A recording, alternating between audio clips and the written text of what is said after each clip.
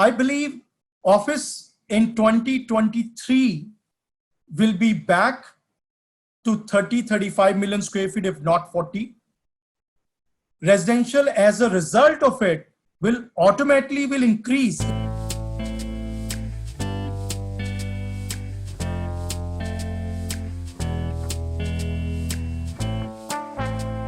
Welcome to the Blue Circle. Thank you all for joining in today. It's such a big privilege and a pleasure to reconnect with everyone, our distinguished panelists who've been handpicked because of the think input and the rich experience they bring in. And thank you to our distinguished audience for joining us. We have received over 300 registrations, 90% of which comprises of CEOs and CXOs. Many of them are repeat visitors to our webinars, which is very encouraging and motivates us to continue to provide higher levels of dialogue on the digital fronts as well. For those of you who are new with us today, the Blue Circle is an exclusive ecosystem for business leaders to help them become future ready. We focus on 6 fundamental sectors, which are real estate, retail, education, electric vehicles, mobility, energy, and healthcare. We also present socio-economic insights, which ultimately determine the evolving complexion of the market. In response to the COVID challenge, the Blue Circle also has accentuated its digital presence. One of the many modes we employ is our weekly webinar series, our digital publication, and we're also building a hand-picked domain-focused expert pool from among our leadership community, from our member base and its associates that will guide businesses during and post-COVID in these sectors. And today, we've invited 2 prominent thought leaders, a big mind from real estate industry and a big mind from the socio-economic space. And now, in the best interest of time, quickly allow me to mention the respective designations. We have with us Mr. Sanjay Dutt, MD and CEO, Tata Realty and Infrastructure. Welcome, sir. Thank you. And we have our moderator for the session is Mr. Pawan Chaudhary, public intellectual, CEO and best-selling author. Welcome, sir. Also, kindly note that we will have Q&A towards the end of the session. Some of you shared questions earlier, and they are now with the moderator as well. So now I request Mr. Chaudhary to please begin the session, sir. I think there's something, I hope you can all hear me. Changing the channel right now of my Wi-Fi. There was some sudden issue there. I hope you can all hear me. I can hear you. Okay, great. So which is right now most important, Sanjay. So welcome Sanjay. And as Siddharth said, the questions have just poured in, and keeping the questions and the desire to answer them in various buckets, I straight away come to the first point of our discussion, where I would request you to share with me your outlook towards the sector as to what all is included in this sector, which we call the realty sector. Sanjay. First of all, thank you very much for inviting me to Blue Circle. I'm delighted to be a part, and hello to everybody who's joined in. Your question is very important because I believe when we read the headlines in the real estate sector, we often see the residential sector being dominated. And it's largely because it's for the masses, the government emphasis, the developers' emphasis. It's the largest segment also, so a lot more focus.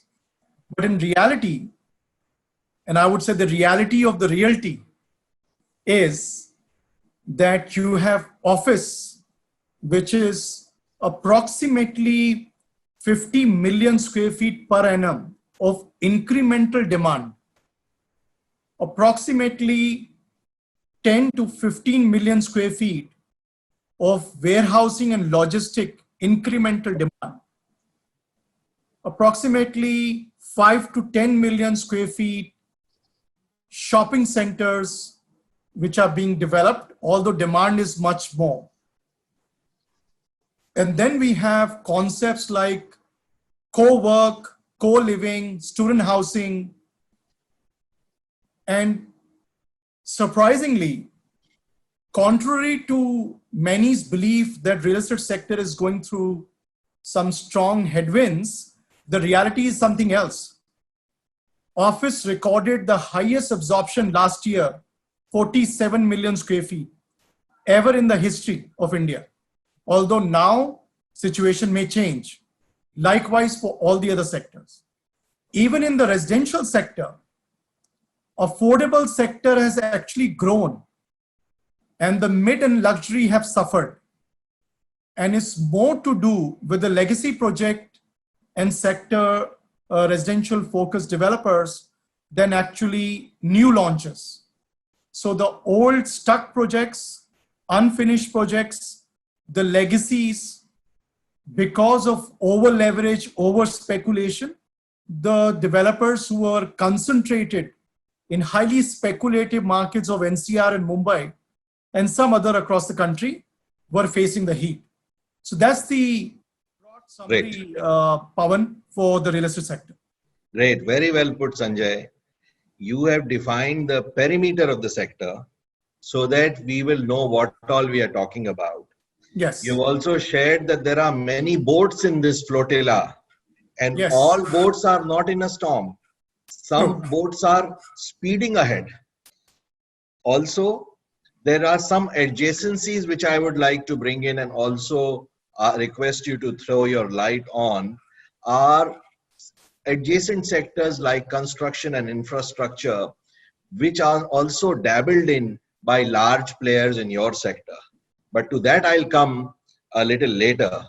First, let me ask you, what are the challenges that you feel that this sector has faced in recent times? So let me take you back into history. The real estate sector so far, prior to RERA, has remained unregulated. And that as a result has seen over last decades the boom and bust of real estate. And boom and bust basically means the entry and exits of many developers who have come and gone. So if you go to central business districts across the country, let's pick up Connaught Place, Barakhamba Road, Kasturba Gandhi Marg, Tolstoy Marg in Delhi, Nariman Point in Mumbai, MG Road in Bangalore. Just 3 cities as an example. And if you go back and check who were the developers who built properties there, whether you see Ansal and Unitech that much prominent in Delhi, do you see Mittals and Makers as the largest developers of Mumbai? Or do you see Raheja in Bangalore and some other developers who did developments on, with the exception of few? So you will see there'll be 1 or 2 from 70s when the central business districts came about in India. And then subsequently, every 10 years, you saw entry and exit. So that's one, which basically means most of the players have not been able to sustain in the real estate space. They've come and gone. And they've thrived in boom and they've not done so well in bust, which means perhaps the complications of the real estate sector and the cyclical impact on the developers. So that's one takeaway as a challenge. The second is the developers have, for some reason, always followed a herd mentality. So either they were focused too much on commercial 10 years ago, and then they switched to residential. They overexposed to commercial at one time. I know vacancies across the country was very high in commercial. But then developers switched to resi. And they switched to resi because of cash flow. आप जमीन पे भूमि पूजा करो, booking लो, और cash आना चालू हो गया. That's the developers. So they were very motivated with this segment. Then in many cities, the residential prices appreciated. And therefore, commercial prices did not appreciate that much. So therefore, there was more desire to do residential because of higher values, particularly in Mumbai. And gradually in key locations, prime locations, even of Delhi and Bangalore, and likewise other cities. The other thing was research. Most research companies did not do their homework properly. And the developers were deprived of that research and knowledge and insight to decide and take informed decision. And the reason why research companies were conflicted with developers is because research companies used to take every launch of the project and they used to count every launch as inventory, which used to give a wrong impression to the market that there is too much inventory. In reality, it was never too much inventory. It was new launches which will take 3 years to 4 years to complete. That was added. During this journey of 2008 to 2018, let me explain. The land valuations went up. And during this journey, just before Lehman Brothers crisis, almost every developer developed a desire to become a pan-India developer. And some very smart people from reputed global consulting companies used to make boardroom presentations. And the rationale used to be, why put all your eggs in one basket? It makes sense even today. The problem was that they were laying eggs in too many baskets. And they went even to Dubai and Malaysia and overseas. Some even went to London. As a result, they spread themselves too thin. But the ones who, after the crisis and global financial crisis, came back to home market, they realized they had to buy land there. And the banks, after the FDI policy was opened in 2005, were not allowed to fund land because of speculation in real estate. So a lot of NBFCs jumped in to lend. So the actual objective of the government not to allow speculation in real estate was defeated, because still they were not putting their own skin in the game. They were borrowing somebody else's money to buy land and borrowing somebody else's money to do construction. Their own commitment was somewhat limited. Yeah. As a result, land valuations went up, enterprise valuations went up, and the developers wanted to do high valuations to attract equity at higher valuations, because a lot of funds, $3.5 billion got raised in London Stock Exchange. Over $27 billion was raised for India as private equity fund managers, etc., and the IPOs that happened in India at that point of time.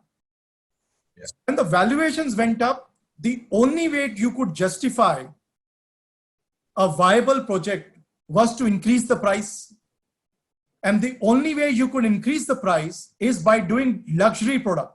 So you started out as an affordable product or a mid-segment, but by the time you finish your approvals, you want to do luxury.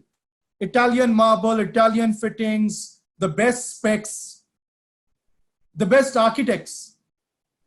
And on a lighter note, developers really love the idea of going and meeting some very, very talented creative architects in London and US and Singapore and Dubai. And they love the foreign trips as well in the process. So they wanted to differentiate their product. So they overspec. At the same time, even the hoteliers, if you remember, whether it was Leela or whether it was all the JW Marriotts and Ritz-Carltons that opened in the country, they were highly overspec. They were 2-3 categories higher notches than they were required to spend. So Indians was too aspirational that time. So that was one area. Yeah. So I think through this process, they made conquest of brands. They wanted Trump Tower, Philip Stark Design, Foster Partners, RSP of Singapore, DP of Singapore. All the big conquests were being made by developers at that time. Yeah. The other part was the cost of capital.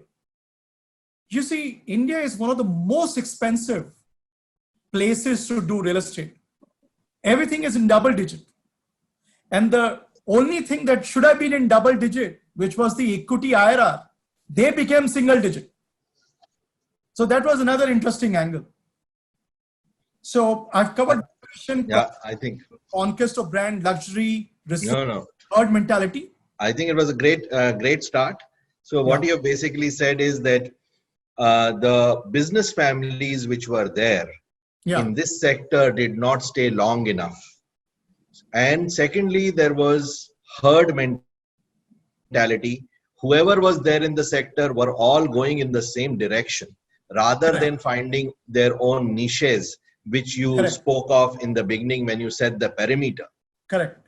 Then you also said that they wanted to go for scale suddenly, trying to run even before they had started walking. Exactly. And this led and to... they were a young crop. They were a young crop. They were And young this led to over leveraging of their current strengths and spreading the eggs too thin. Rather than keeping them in one basket, you ended up spreading them too thin, which is also a risk on the other side of the spectrum. True. And also the research. Go ahead. Very quickly, during this journey, a lot of regulations were changed by the new government 2014 onwards. So a lot of laws were amended to make the sector regulated with the introduction of RERA, the GST, lot more transparency, the IBC, the Insolvency Banking Code, and so many banking financial services reform, listing of real estate trust at the stock exchange. All that led to increased cost of governance and compliance, which the developers were not used to earlier. Earlier, they could manage the environment by just visiting a government officer and they got things done. Now it was very different. And therefore, it was a new business model. The very two quick things to mention: the greed to use full FSI, full optimization of land, was another concept which was not known to them. So they would never look at the NPV. The desire to use full valuation of land, full FSI, made their projects last longer, which over a period of time, if you're not able to lease or sell residential, the returns would drop. And they were not able to accept that logic, that it is better to consume less FSI and make more handsome return and reuse the capital and churn the capital for more growth than being stuck in one project for too long. And then lastly, for some reason, developers develop this huge, caliber of optimism. And I tell you why. Buying land is so difficult. You don't even get title insurance in this country. And even if you do public notice, it doesn't mean your title is safe, by the way. It can be acquired. And if you're not taken income tax 281 clearance, it can be acquired by the government also. Then approvals takes time.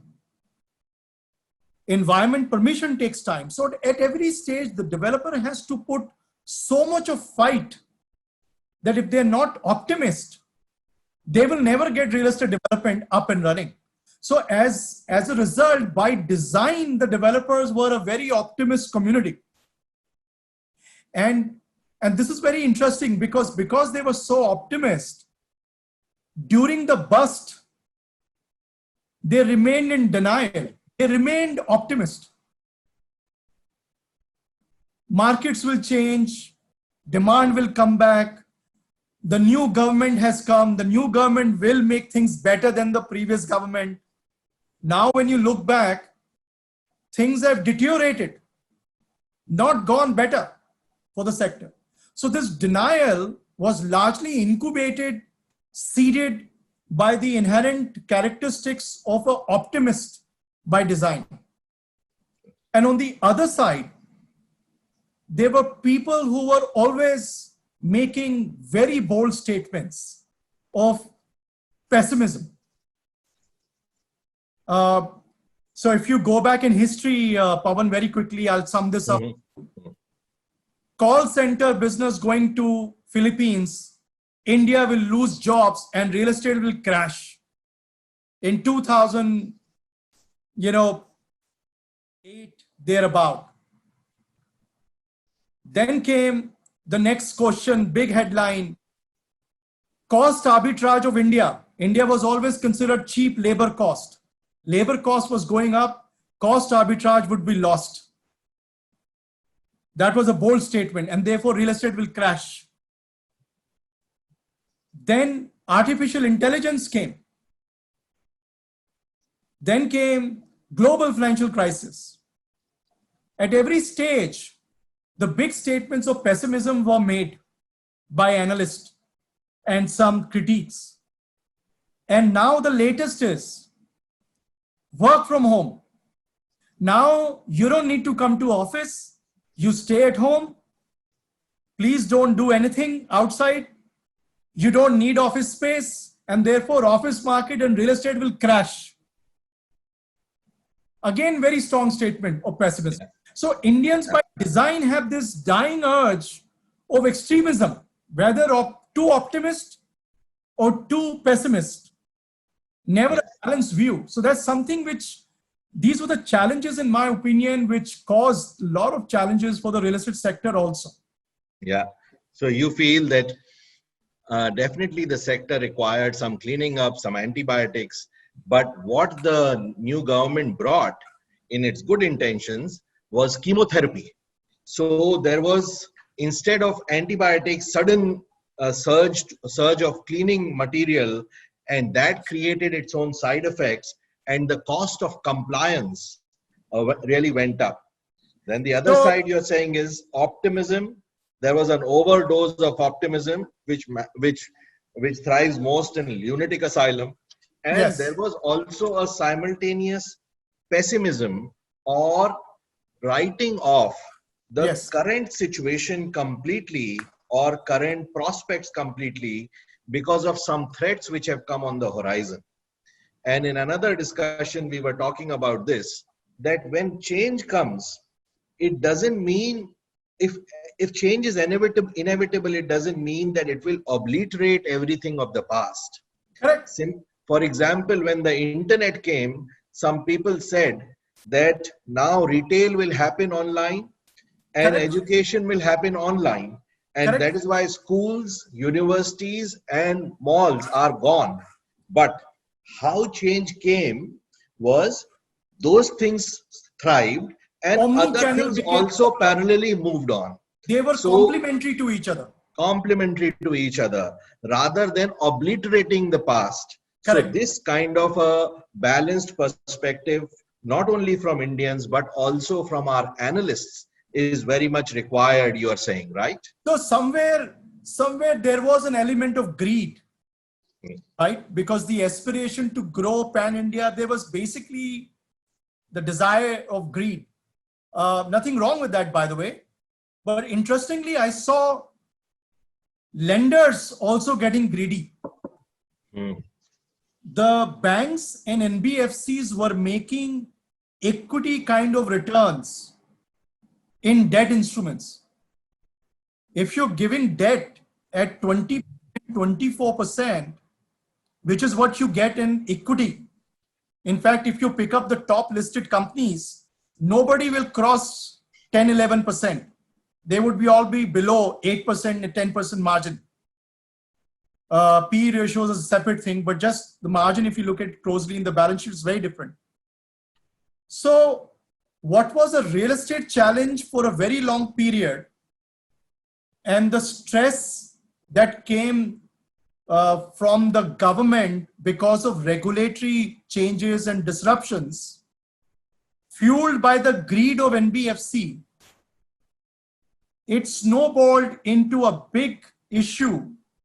So the way to sum up is, you first gave stress to the sector, and then you gave 20,000 crore distressed real estate fund to fix the problem. So, तुम्ही ने दर्द दिया है, तुम्ही दवा देना. Yes. So that is what they did. You're right. So coming now to the future, what's your outlook hereafter in these various areas of reality which you illuminated? First of all, I believe in the real estate development space, there'll be consolidation. And there's nothing wrong. There is consolidation in airline business. Now it's going to be even more. There was consolidation that we saw in the telecom sector. Now we're seeing consolidation in the banking and financial services, right? And even in the tech, you are seeing some large investments being made by a lot of foreign players in India. So consolidation would be huge in real estate. And I think many developers who were pre-RERA have realized that the post-RERA regime is not matching with their risk appetite. The risk appetite has to be very high, and you need to build an organization to mitigate the risk and have a very disciplined organization to manage. So consolidation is the obvious name. And what kind of organizations you feel will succeed? What will be their genetic makeup? I believe agility will be the core of the organization. Lean will be the core of the organization. Institutionalization of the organization, which earlier was promoter driven mostly, is now being professionalized, institutionalized, more Western style management. And the developers, by the way, are now front runners, even in using technology. So they're using SAP for accounting, they're using drone technology for surveying, they're using BIM for project management, they're using asset management tools. Design has been done on AutoCADs for decades, etc., etc. You can do master command center and manage your buildings remotely and conserve energy through sensors and remote control, remote access, and manage your green buildings. So a lot of emphasis. India, by the way, happens to have the world's largest collection of green buildings, just to make a quick point. So while developers are embracing this, a consolidation is taking place. And also the excessive speculation, which is existing in the residential space, is coming down, because last 3 to 4 years, the launches have reduced, and 2 lakh worth of crore projects are stuck for last mile funding because NBFCs didn't have money to lend. And the government distress fund is only 20,000 crores. The requirement is 2 lakh crore. And maybe now they will need 3 lakh crore. And ready to move inventory is worth 1 lakh crore separately. So all this has a huge implication, and therefore is bound to lead to consolidation and is bound to lead to opportunities. The upside of the downside is for the reputed developers to make use of this opportunity in the market. Yeah, you're very right. In fact, what you call agility is a great point, because we are saying, often people are saying that this is the new normal now. No, it is not yet the new normal. We are still in a flux. Correct. That is why we need to be agile while we move across this shifting sands. And Yes. the other point which you raised was opportunities. And I was reading, and I've shared this earlier, but I think it bears repetition. In one of the webinars, I've shared this earlier, that form of buildings does not only follow function. It has always followed infection also. For example, when the miasma theory was there 400 years, 500 years back, people thought that these diseases and plagues, they come from the soil as vapors, toxic vapors. So the industry which got a big fillip because of that was the pavement industry, where they paved millions of square kilometers of soil with flagstones and cement. When the rat was connected with the bubonic plague, it changed the thresholds of houses, drain pipe designs, and also their foundations, and Yes. so on. So I feel that similar changes are going to come because of this pandemic.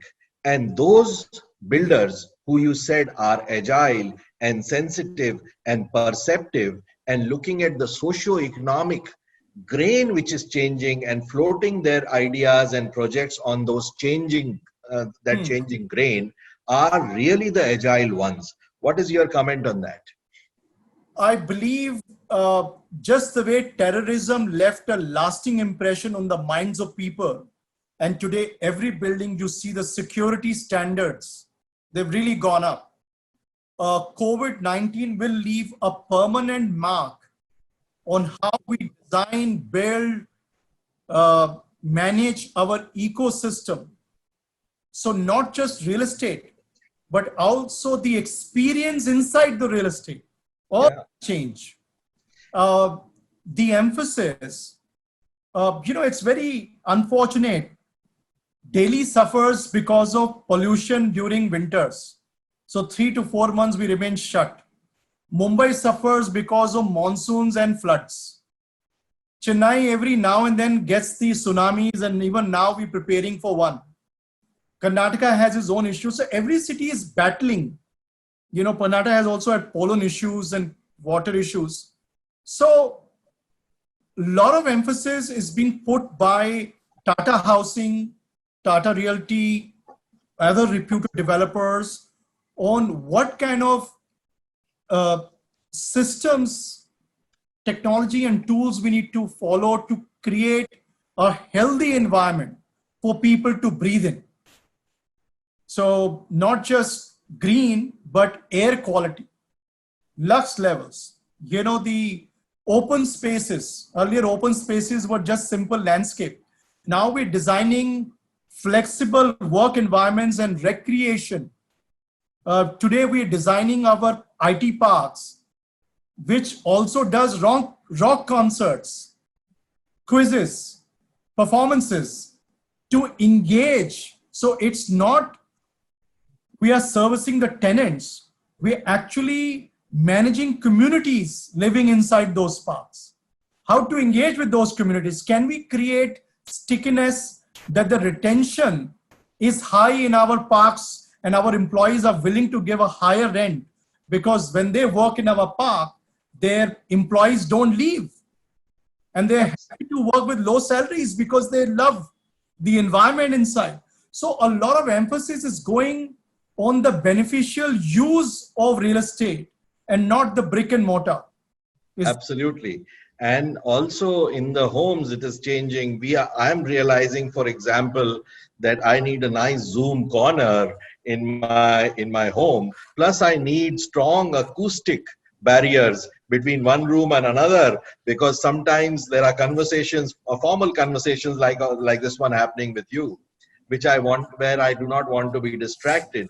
So, lot of such things I think people are waking up to, and these new thoughts or new dreams of the consumer need to be caught by the by the businessman. So good that you mentioned Tata in your last question, which gives me an objective reason to begin the question answer session, which I'm trying to address during the other questions also, with somebody who's ex Tata.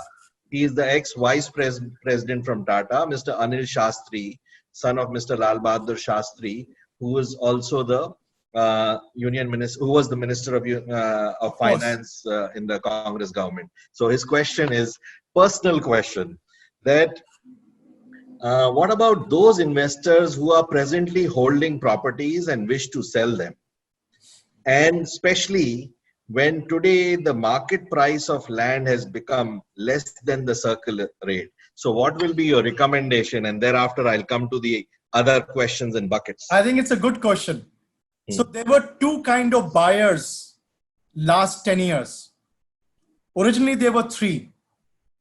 They were the end users, they were investors, and they were speculators.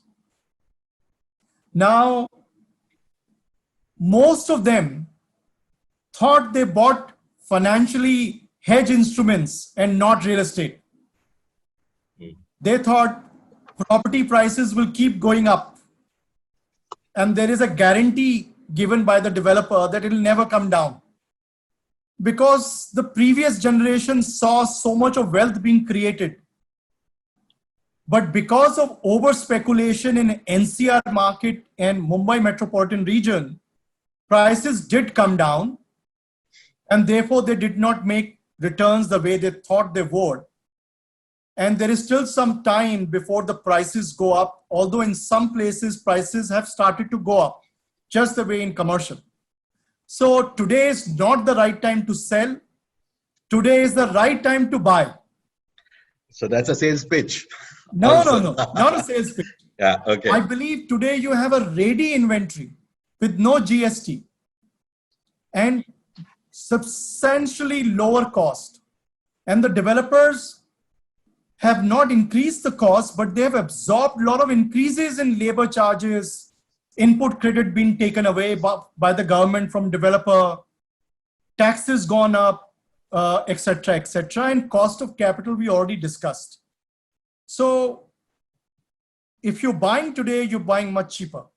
The question of ready reckoner value coming down, it is also true. And Maharashtra government has reduced certain circle rates. And likewise, state governments across the country need to revisit and correct that. It's a very fair point. And I think we should accept that. Great. And what do you think that the government should do now? It has come with RERA. You said the cost of compliance has gone up. Overall, the interaction with government, has it changed or is it the same as before? You know, it's very interesting. So we spoke earlier that the developers have now digitized, they've created, they made use of technology, and they have end-to-end all digital. Even the banks are now giving loans, you know, on email. You don't need to go and sign. Even though RBI requires the first document to be wet signature, some of the banks are trying to evolve and adapt. And other banks are going to do that soon. But for the customer, they still have to stand in the queue to register their sale agreement and puts wet signatures on it. It has not changed. So even in the RERA, while so much regulation has made the sector better and transparent and disciplined fly-by-night operators, and those fly-by-night operators are anyway exiting because they cannot handle the new regime of compliance. So overall consolidation will help, but the government has for some reason kept all the controls, and I'm talking about state level approvals. So central government has done many reforms, particularly in FDI policy, REITs, RERA, many other guidelines, IBC we spoke earlier, etc., and they continue to reform. But the state governments have made no progress. And the only way RERA would be complete is when the government, state government departments will be regulated under RERA. So if town planning department is regulated by RERA, the engineers who give permissions, occupancy certificate, commencement certificate, if all of those are also regulated, and there are some states like Punjab government and Maharashtra who have Right to Services Act, where you can demand the services. But the reality on the ground is that it doesn't work. So you may have to upload the files for the sake of digitization, but you still have to make your rounds to the government buildings to meet the officer to push those buttons or biometrics to get their approvals done. And even in some cases, the website where you can file that right to service application itself might not be working. So very good point. They crash often. I heard the Chhattisgarh RERA chief talking to us the other day when we were celebrating 3 years of RERA by Honorable Minister of Home Affairs and Girja Shankarji, the Secretary, who actually is implementing single window for the developers. And that's a huge step in this space. And we welcome that as developers, as stakeholders.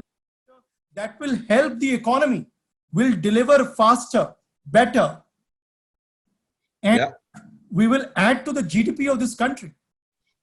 Yeah, I agree with you. At the state levels, I heard a joke at the state level that when a single window will be implemented at the state level, it means you have only one small window to come out of that prison.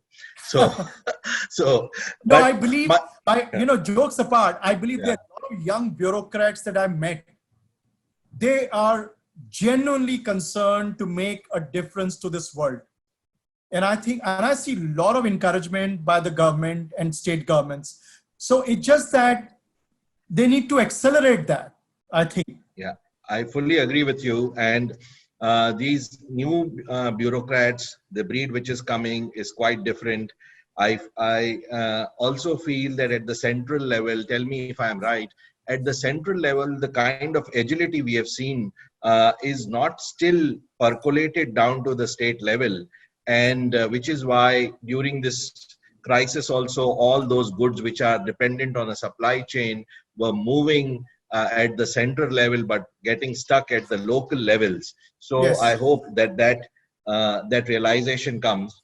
And my last couple of questions to you are: what sectors of realty do you think are going to surge?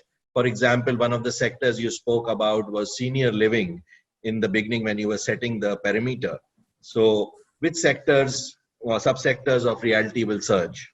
I want to first take you to an example which I often use in my webinars. Every 100 square feet of space that company leases or creates a job in the urban areas, at least the 8 cities where 47 million square feet was incrementally leased last year, that same person needs 1,000 square feet of an apartment. So if we were doing 50 million square feet, 500 million square feet could be the demand for resi. So because of COVID, it will be 25 million next 2 years. But gradually it will recover. I believe so. And this work from home, the knee-jerk reaction by companies because they have to cut costs to overcome the impact of COVID, will also, once the recovery happens, will like to grow.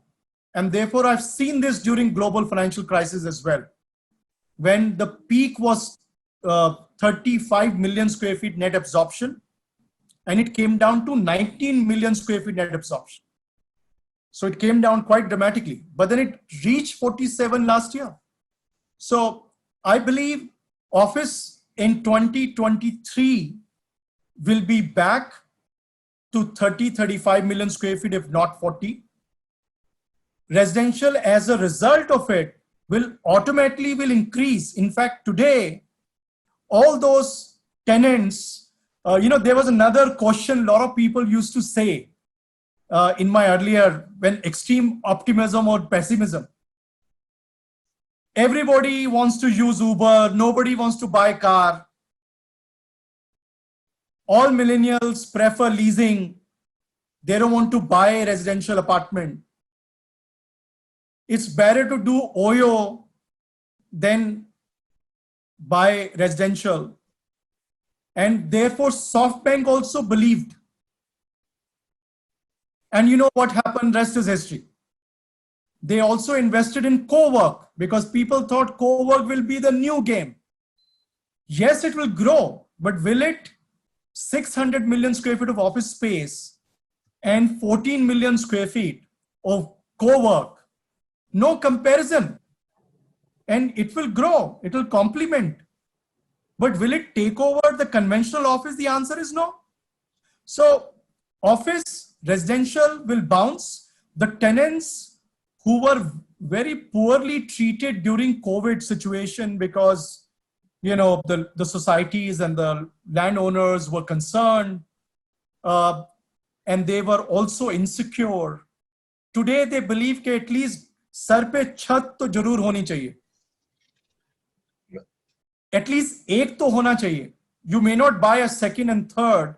You can invest in equity and gold and many other instruments on government tax-free bonds, RBI bonds and gold ETFs. But for heaven's sake, buy one at least.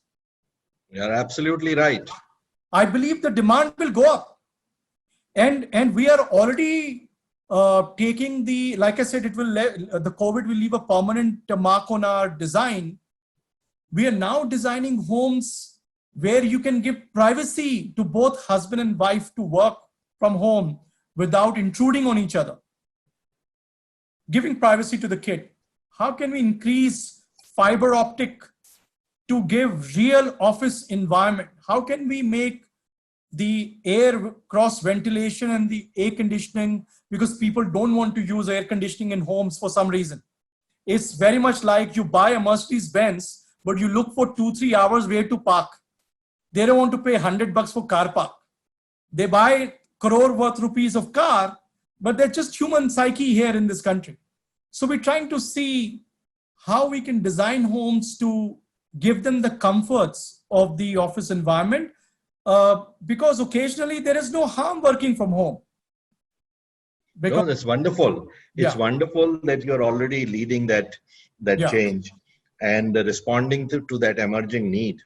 So what you're saying is that we should be careful in our utterances, in our predictions, and avoid extremes in the Aristotelian sense. For Correct. example, proximity. Co-working was bringing proximity between people, chance encounters leading to fortune changes and things like that. Suddenly it has got very badly hit. Similarly, there is this saying, fools build houses, but wise men stay in them. That has got badly challenged today because people need houses. If you do not have a house, then you understand that what is the difficulty in handling a difficult landlord. Also, the millennials will not buy houses. These Yeah. things are also sweeping generalizations. Plus, investments in houses. I knew several of my businessmen friends who used to say, दुकानों से घर बनते हैं, घरों से दुकानें नहीं बनती. Very, लेकिन very अब important point. वो भी हिल गया है. That belief has also got shaken. Yes.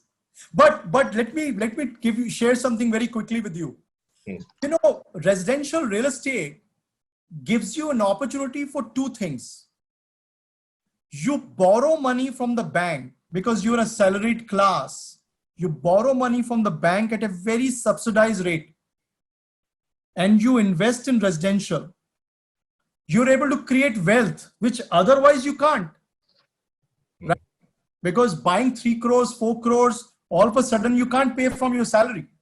So then some may argue कि residential का तो return ही 2% होता है, 1.5%, 2%, although in many cities it is up to 3%. You see, earlier, commercial used to give you 10 to 12%. I'm talking about 10 years ago. Now it gives you 8%. And in retail market, developers sell at 6% return. So the delta between office and resi yield is 3%. But that is partly compensated by lower rate of interest for buying a house from the bank. Commercial is more expensive than house. It is 10%, house is 7.5%. And then residential gives you some capital appreciation. It may not give you substantial, but some. So the blended return of wealth creation and yield is not so bad proposition, in my opinion. Great points. And because there are still a lot of people with us, though we have exceeded the time limit, let me ask you one last question. What do you think, Sanjay, the role that technology can play in customer acquisition as well as customer trust growth? That means seeming more trustworthy, being more trustworthy, and also seeming more trustworthy, plus customer acquisition. So there are two angles. One is we are already using technology, but the experience part, we did not pay attention earlier. So everything has been digitized, everything is in mobile app. Even societies are running on apps. You can make society payments, electricity payment, water payment, property tax payments, everything digitized. You can put cameras to monitor your kids, etc., have access to the club, everything. Construction, management, everything.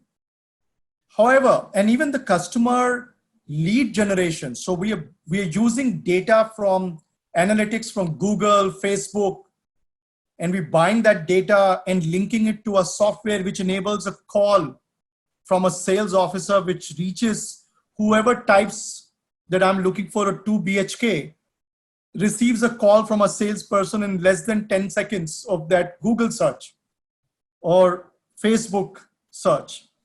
So we're creating lead generation, and we're making a qualified lead. And then after changing our processes to change possessions digitally, so we're now giving legal possession to the customers through emails by signing possession letters and delivering it to them. And if now the logistics are open, so we will even deliver the keys to their door. So in a way, parting with physical possession. And whenever they want, once the lockdown opens, they can come and take physical possession as well, which they already have legally. So how to give them a virtual tour of the property and virtual experience, and the virtual experience of our office and everything is what we are working on. And I believe the legitimacy in the law of these tools and platforms will also help. So, email is already being considered as a legitimate evidence in the court. If somebody has written an email, it's a written commitment. Likewise, all the other channels of communication will be government from statutory point of view will be legitimized, and therefore it will lend a lot more comfort to the customer that they have all the necessary digital records, so that tomorrow if somebody wants to take advantage of those customers, they are being dealt strictly because of these enablers. So I think it's reaching to that point, and the quality of the brand is already converting this because of the trust element. So, we just did a sale of 12 crores in Calcutta in our project called, 88 East in Alipur, without that person visiting the apartment. And it was because, we did recently 6 crores in Prive in Lonavala and 2 crores across the country. They have not even come and visited because they trust the Tata brand. Yeah, which is why I asked you. Yeah, Sorry. Makes a world of difference. Which is why I added that part to this question, because trust Tata is so strong in the people's minds and hearts. Also, technologies like blockchain can help endorse the fact that the title to the land as well as other things are well in order. Yes. And just one last point, that when doesn't trust get diluted when our salesman reaches a prospect who may be just looking at the net, surfing our property too soon? One way of looking at it is that it is prompt service. The other way of looking at it could be that it is a premature approach by the salesman, as sometimes is frowned upon by us when we enter a departmental store and somebody comes to us and says, "What are you looking for?" You say, "I'm just looking, leave me, let me have my privacy." So because of your experience in this, I would like to ask you this question. Should I surprise you? Go ahead. So I'll surprise you. Go ahead. I had a similar belief after going through the data, we realized that if you're not establishing contact with the customer in less than 3 to 5 minutes, the success rate drops substantially. And contrary to many beliefs that real estate is a high ticket value transaction. So when you do a high ticket value transaction, you take your own time, right? That's the thesis. But you know what? You're subconsciously being researching over 2-3 years. And you are already vulnerable. And if this salesperson who does not call you in an eloquent way, representing a reputed brand, somebody else will take away the lead. And that has been proven by our analytics and machine learnings already. So very contrarian. No. There would be always some people who will get irritated. But you know what? If you are already searching with a very clear intent, you would like to have a conversation. Correct. So basically you're saying that trust doesn't mean circumspection. Trust can be very quick response delivered in an eloquent way. Yes. And in the end, basically you're saying that if you'll worry about the bees, you'll never get the honey. If you are trustworthy, it is better that you get the honey, you get the customer, Correct. and he gets a good experience using your product. Absolutely. Great point, Sanjay. Big pleasure having this chat with you. I will now pass it on to Siddharth for any last remarks, questions. Thank you so much, sir. It's been such a privilege and a pleasure to hear you. I know we've exceeded it by 30 minutes, and I think there's so much more to learn from you. Our audience is still engaged. They're still on. I'm still getting questions, in fact. So I will reach out to you for some relevant questions, and if you could answer it, that would be great. I'll be happy to answer. And That will be great. That should have been a request I made, that all the balance questions which we could not address, sure. if Sanjay will answer, it will be great. Very good, big service to the audience. Why not?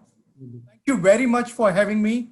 I've really enjoyed it. And you asked very nicely. And I think it gave a holistic view to everybody, which is also. Thank you. Thank you very much. And let's not be too optimist and too pessimist. Yeah. Well, they say, madhya mein aao. Neither be too optimist nor be too pessimist, be realist. So that's what. And the COVID will impact us, but yes, we will recover. Yeah, it will be ultimately it will be only a scar, and as you said, it will leave a stain, but it will be a stain. Thank you. Fine. Have Bye. a lovely evening, everyone. Bye. Thank you. Bye.